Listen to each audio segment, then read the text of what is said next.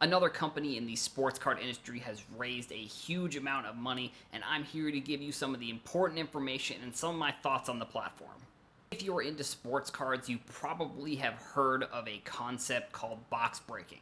So there's a ton of different things that have to go with this, and I'm not really going to get into my total definition because there's so many different things, but here's essentially what it is.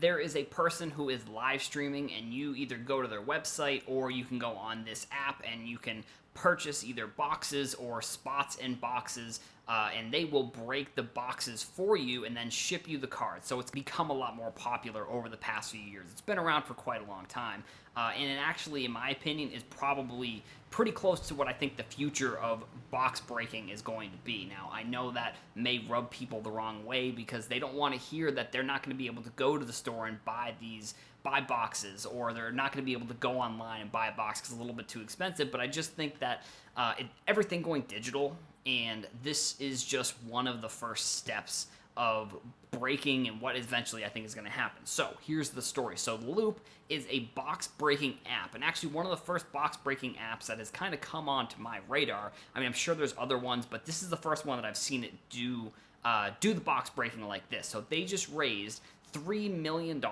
in funding for the app and the website and the company. And some of the big things I think are with this app, because I've used it a few times. I haven't actually gone into any of the breaks and purchased anything, but they use Apple Pay. You can set up through, I think, through PayPal as well, but you can go in right through the app and you don't have to go to a website and purchase, because I mean there is that option as well. But I think that I think Loupe is doing it really well. And another hobby company that also raised a bunch of money that I'm a big fan of is Stock. You probably heard in December, I think they raised $1.2 million with investors such as AJ Vaynerchuk, Matthew Dellavedova, I think that's how you pronounce his last name. I always pronounce it wrong. And also Kevin Durant. So that's a big deal for the sports card industry. And one of my predictions going into 2021 was that I thought that there were going to be a ton more hobby companies and people within the hobby who are going to make a lot of money similar in this way, whether they're raising funding or they get jobs somewhere. I think a lot of people within the hobby in the next few years are probably going to see a lot of success this way, because I think we're still in early stages. Like, if you listen to any of my podcasts or you watch any of the videos, you'll know that I'm very optimistic about the sports card industry. Now, I'm optimistic about it. Who knows where it really goes? But I think we're still in, if I know Gary Vee always uses this, we're still in the second inning. I think we're probably in the third or fourth inning. I think we saw a huge explosion from 2018 to 2020. I don't know if at what point we see another explosion that's similar to that. I don't know exactly what's going to happen, but I think we're going to see continual growth in the sports card industry. And if these companies raising money like this have anything to say about it, that's going to be another reason why I think I see a lot of growth and a lot of optimism about sports cards and the hobby in general. So breaking, and I think this is an interesting comparison, it's kind of like the QVC of sports cards. This app, I think they display all the information for the boxes and all the stuff that you can buy. It's very similar to QVC, and I think it's going to be the future. And I think I kind of talked about that at the beginning of the video, but I just see box breaking and these types of things. We've seen people like Dan Fleischman and Steve Aoki. They built I think the Coffee Breakers has grown. Bailey Joe Sports Cards, that's one of my favorite places. They break sports cards. Mojo Breaks is huge. I mean, and I could go on. There's hundreds of companies that do this. So, I think this is sort of like the future. And I think if you can produce a show, now obviously with breaking, there definitely can be some things that you got to make sure you're careful of, because we did see a controversy recently where there was a breaker who took the cards off the screen and brought it back, and that was sort of a pretty big issue when it came to what people thought of what the person was doing, because that's they might have made a mistake. They may have been trying to scam people, but that's obviously something that if you're new to breaking, you just can't take the cards off the screen like that, because who knows what's behind the camera? They don't know.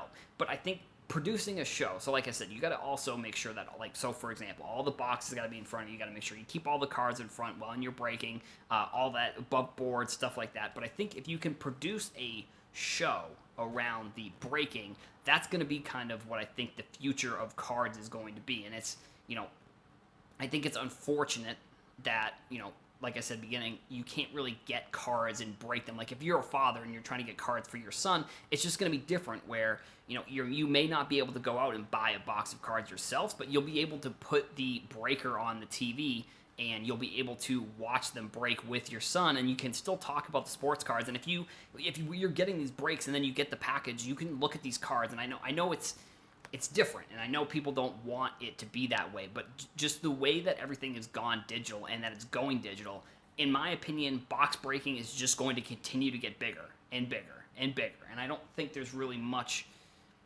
not much to stop it unless there's some huge scandal, just because, like I said, with everything going digital, I think people are going to start watching these breaks on their TV with their children, or they're going to be watching them by themselves, and because they can't find these boxes at retail stores. And I think, in my opinion, I'd say in 5 years, they might not even have these cards at retail stores anymore.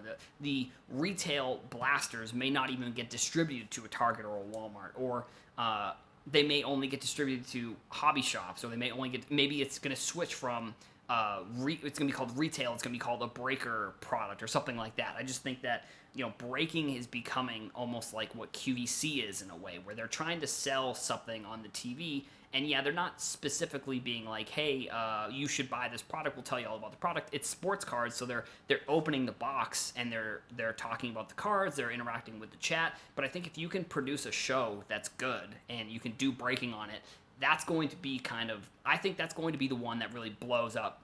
It becomes one of the more popular ones in the industry, just because people want to be entertained and they want to open sports cards. And if this is a way that, if things are changing, which they are, and I mean, it's kind of hard to really deny that they're changing, but things are changing. And I think some people are having a harder time accepting it maybe than others. I think, in my opinion, the change is inevitable.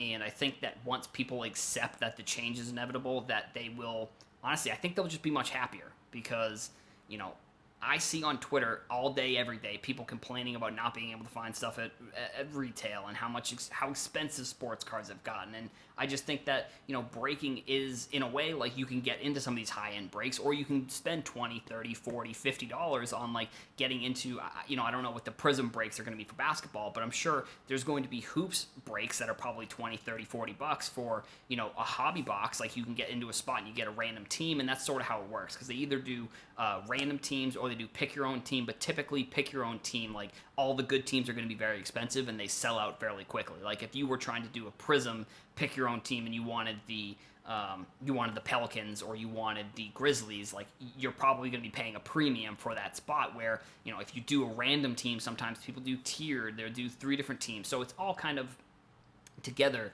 And I think that, I'm excited for apps like Loupe to see what they've got, because they've built, obviously, this phenomenal platform, and they're getting breakers on there. Like, I followed the app. I think I downloaded it around when they kind of came out, which I think was like October 2018. I downloaded probably like November or December, and there typically was 1 to 2 breakers on most of the days, and then now I've gone on the app and there's sometimes been 5 or 6 or 7 people. And I know Eric, who I've talked to on Twitter a couple times, he's also been on the app doing breaking, and I think he also does sales and stuff too, because that's another thing I think is big on this platform, is it's not just box breaking. You can also buy singles on this. So, like, if you can produce a show and sell on this show, like, I just think it's the future, and I'm excited to see kind of what Loupe has in store, what StarStock has in store, what all these companies that are building these platforms have in store. It's going to be extremely exciting.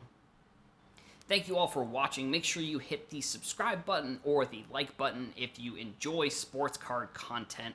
I am doing more videos and podcasts, so make sure you go check out all the platforms. Thank you all for watching, and I'll see you in the next one.